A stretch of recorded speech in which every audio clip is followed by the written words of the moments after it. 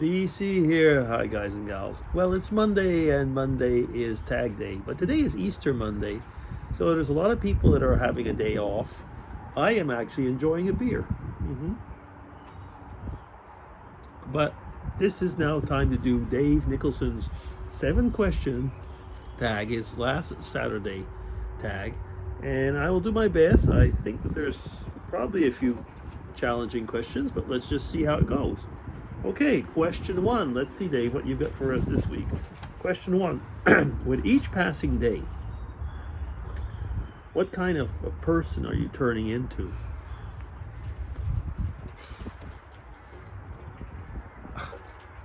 I guess I'm pretty much the same. Having said that, if you'd have asked me that question like 30 years ago and now, I'm probably different. I'd say I'm a milder person, maybe less self-centered. When I was starting my career, now I'm retired, but when I was starting my career, I wanted to be a success, and at the same time, my priority was my family. Guess what? Those two things don't go very well together if you're working in a very competitive environment where your colleagues don't really care much about their family. So that's one thing. The other thing is that over the years, well, as you all know by now, I'm a Christian, which doesn't mean that I'm a perfect person. Far from it. Actually, very, very, very far from it. But I think that it's helping me sand off, like the corners of my life, which I probably wasn't always so happy with. So I guess I'm kind of becoming, with age, kinder, milder. But I can still be ornery. You don't see that here, I guess. But I can be rather impatient at times. But I think, getting better. Question 2. Oh, does money work for people, or do people work for money? It's a bit of both, actually. It all depends. It's clear that some vloggers itch. It's clear that people work for money. We need it, don't we? What can you do if you do not have it? So yes. On the other hand, if you're lucky enough to have a little bit of money, you can actually make that money work for you. Now, I remember when, like I said, I have had pretty good jobs over my professional career, and so without being rich, nevertheless, I was able to have a certain amount of money that was put aside, and it was able to be a little bit in an investment. So that's working for me. But then again, a large part of the money which I had put aside for retirement, I've had to use it in the last year for renovations, be it of the heating system and stuff like that. So you could say that I would work for money, and now the money is working for me because it's there, I guess. So yeah, kind of both in a way. But be frank, I would say that the large part of the population work for money because you've got to survive. And I see that more and more as I'm retired now. Question 3. Do you enjoy your own company? Yeah, very much so. Yeah. I'm a very pleasant person to be with. No, overall, yeah. There's sometimes I'm not happy with myself. And when I'm not happy with myself, I probably do not enjoy my own company. But, like 99% of the time, yeah, I do. I think we've had that in other tags, I like to be alone a lot of times. And, yeah, so I do enjoy my own company. Question 4. What is the biggest struggle in life at present? I've kind of answered that actually quite a lot lately, but like I said, it's getting, right now, at present, it's still, that getting used to retirement and change of lifestyle and change of financial needs, not traveling. I used to travel a lot because of my job, and as you all know by now, I used to travel to Ireland, and I loved Ireland.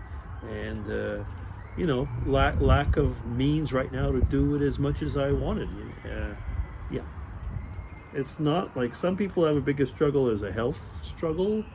For the moment, that's not mine. It might change, but that's okay. Okay, I guess I've kind of answered that one.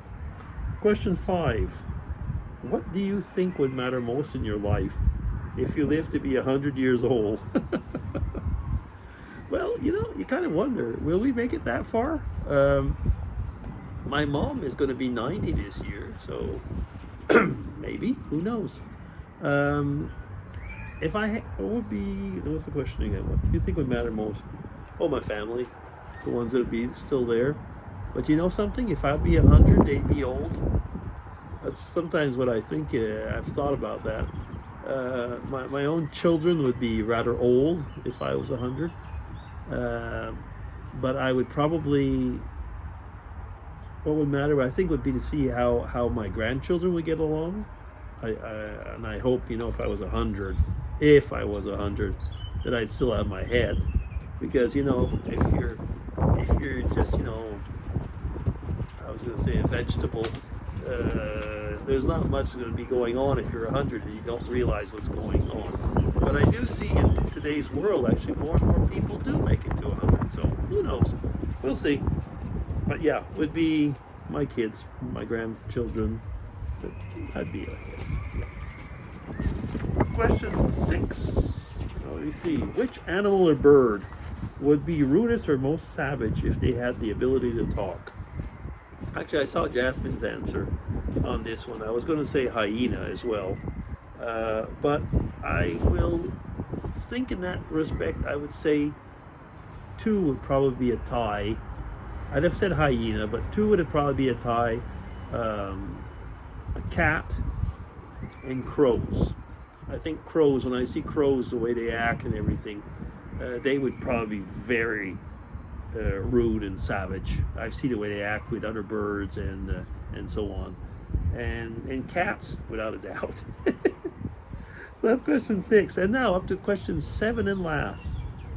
Name any 3 things buying together could bring you a weird look from the cashier at the store.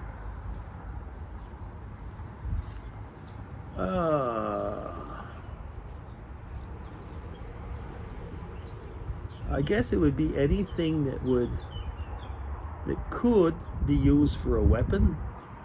So 3 things. Let me see. We'll do it differently. I think other people have answered questions that look like that.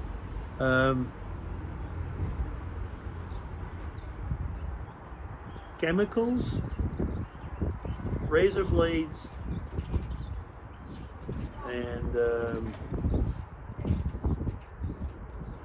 loads of condoms, for example.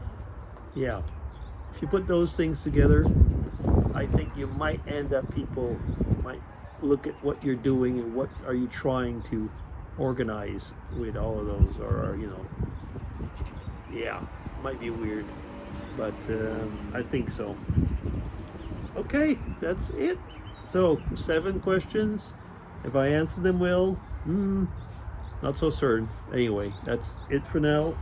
Thank you, Dave, and I hope that you're all well, and let's see what questions come up next week. Okay, DC signing off. Take care, everybody. Bye-bye.